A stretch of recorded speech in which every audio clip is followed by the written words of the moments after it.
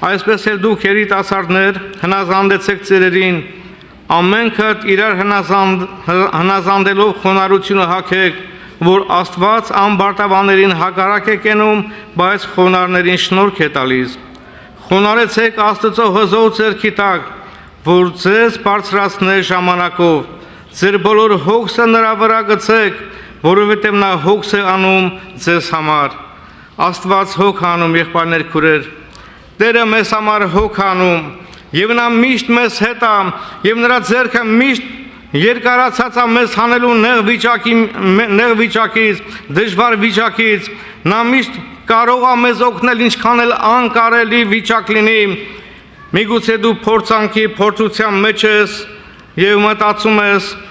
Աստված ինձ փորձում է, սիրելի հոգի, Աստված չար բանով չի փորձում։ Մենք մեր ցանկությունից հրապուրված ենք փորձում, Աստծո խոսքի մեջ այդպես էլ գրված է։